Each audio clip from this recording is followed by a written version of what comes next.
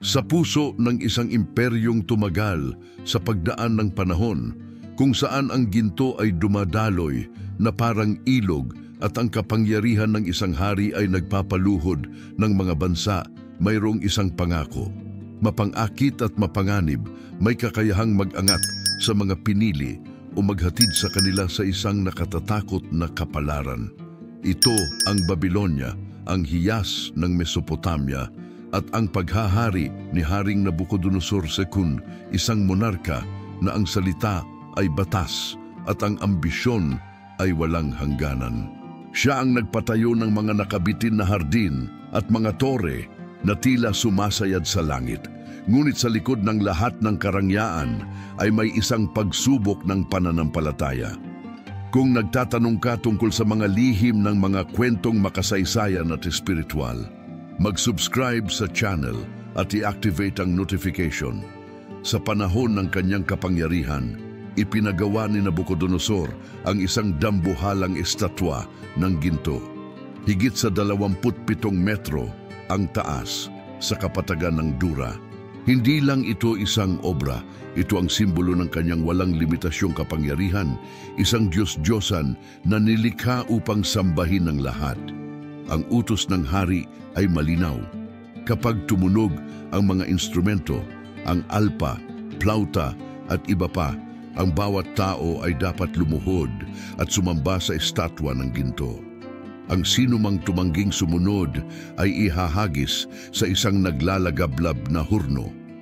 Daniel 3:1-7. Sa loob ng korte, umunlad ang tatlong kabataang Hebreo, sina Shadrach, Meshach at Abednego. Mga bihag mula sa Jerusalem, sinanay sa karunungan at batas ng imperyo at kinilala dahil sa katalinuhan at katapatan. Sila ay nabigyan ng mataas na posisyon sa pamahalaan ng hari.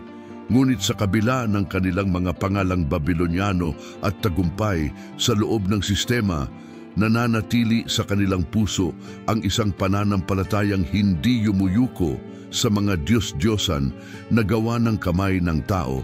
Exodo 23:3-5.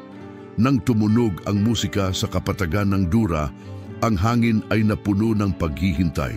Libu-libong tao ang lumuhod sa harap ng estatwa bilang pagsunod sa utos ng hari.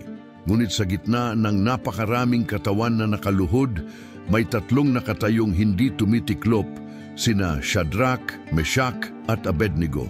Hindi ito basta rebelyon. Ito ay paninindigan, isang pananampalatayang mas mabigat kaysa sa kanilang sariling buhay. Daniel 3:12. Agad silang isinumbong sa hari. Nag-apoy ang galit ni Nabucodonosor. Paano nangahas ang tatlong dayuhang ito na hamunin ang kanyang autoridad at ang kanyang Diyos-Diyosan? Ipinatawag sila ng hari upang harapin ang isang malupit na kapalaran. Sa harap ng hari, nagsalita si Nabucodonosor na puno ng pagbabanta. Totoo bang hindi ninyo sinasamba ang aking mga Diyos at hindi ninyo sinasamba ang estatwang ginto? Pagkatapos ay nagbigay siya ng huling pagkakataon. Kapag tumunog muli ang musika at kayo ay yuyuko, mapapatawad kayo. Kung hindi, ihahagis ko kayo sa naglalagablab na hurno. At anong Diyos ang makapagliligtas sa inyo mula sa aking kamay? Daniel 3:14-15. Ngunit ang sagot ng tatlong kabataan ay napakalalim at mapanghamon. Hindi na kami kailangan pang sumagot sa iyo tungkol dito, o hari. Ang Diyos na aming pinaglilingkuran ay may kapangyarihang magligtas sa amin mula sa naglalagablab na hurno, at kung nais niya, ililigtas niya kami mula sa iyong kamay. Ngunit kahit hindi niya kami iligtas, tandaan mo, o hari, na hindi kami nisasamba sa iyong mga Diyos o yuyukod sa estatwang ginto na iyong itinayo. Daniel 3:16-18. Ito ang rurok ng pananampalataya, paninindigan hanggang kamatayan at pagtitiwala maging kung hindi tayo ililigtas. Isaiah 43:2. Nag-alab ang galit ng hari. Iniutos niyang painitin ang hurno ng 7 beses na mas mainit kaysa karaniwan. Isang init na maaaring pumatay ng sinumang lalapit. Daniel 3:19. Ang pinakamalalakas na sundalo ay inutusan na itali sina Shadrach, Meshach at Abednego at ihagis sa apoy. Ngunit bago pa man sila tuluyang makalayo mula sa hurno, napatay mismo ang mga sundalo ng init ng apoy. Daniel 3:22.